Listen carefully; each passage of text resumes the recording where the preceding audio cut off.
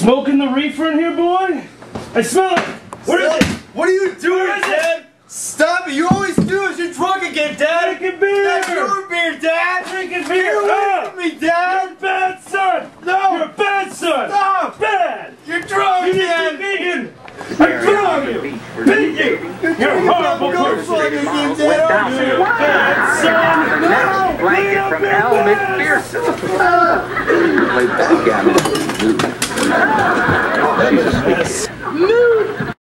You can prevent child abuse. If you or someone you know is a victim of abuse, call the Child Abuse Prevention Association. Hi, my name is Luke Rummer, and this is Theology Class News. And tonight we have a special report on child abuse. This has been an ongoing struggle for years, and here to do a report on child demographics is Sidney Boucher. Hi, this is Sidney Boucher with Theology News, and I'll be going over some of the demographics of child abuse. As you can see in the chart over here, it labels several different types of child abuse. It goes over neglect, physical abuse, sexual abuse, psychological maltreatment, medical neglect, and another group of several different types of child abuse. As you can see, the largest section and very dominant is 59% of children suffer from neglect and 10% of children suffer from physical abuse. In another related chart, as you can see, the number of child deaths has been rising ever since 2001 and dating all the way back to 1995. Right now, it is higher than ever at an alarming 4.82 child deaths per day due to child abuse and neglect.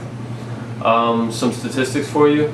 60% of people in drug rehab have at one point in their life been abused in some kind of form. 14% of men in prison have suffered from child abuse. 36% of women in prison have suffered from child abuse.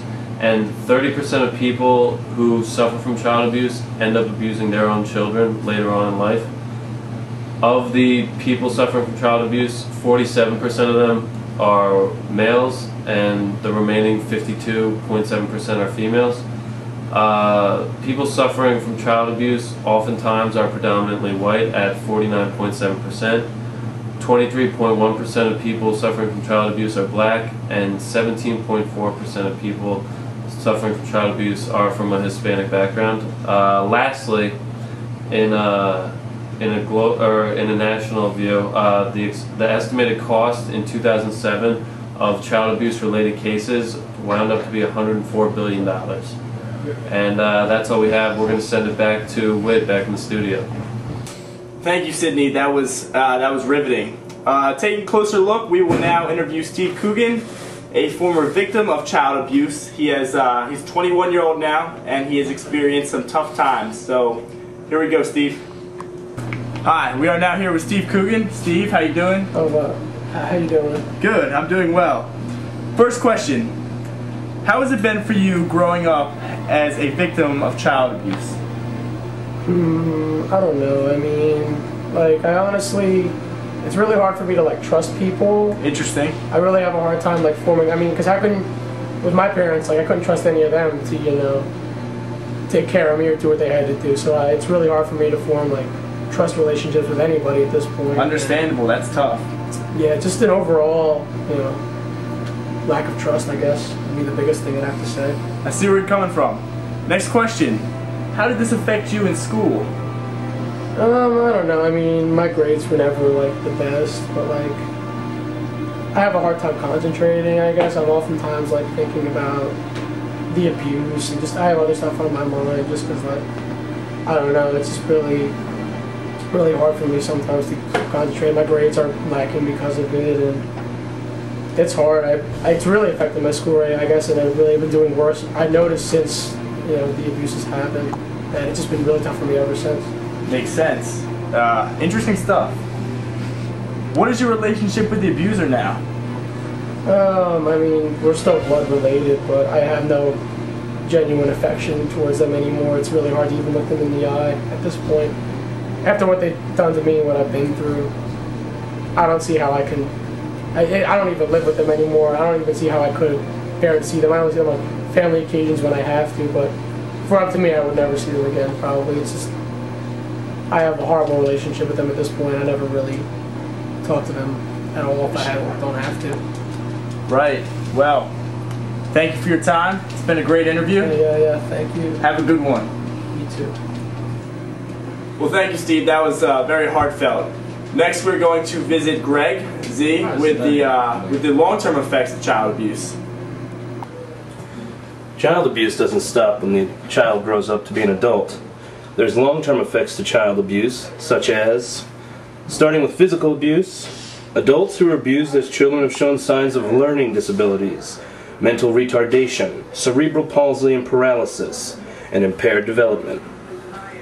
When it comes to mental abuse, adults show signs of depression, difficulty establishing and maintaining relationships, anxiety, and eating disorders, and finally, and most sadly, suicide attempts. Adults who have been abused as a child are 25% more likely to show delinquency, teen pregnancies, use drugs, and have low academic achievements. As you can see from this long list of disorders, child abuse is wrong. Back to you in the studio, Whit.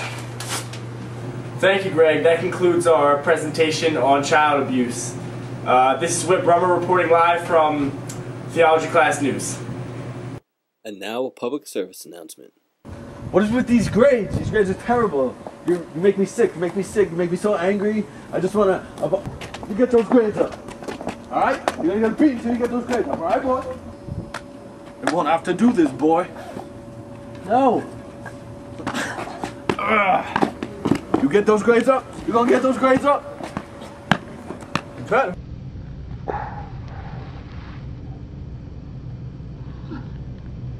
Last time I would tell you, boy. Better get them grades up, boy.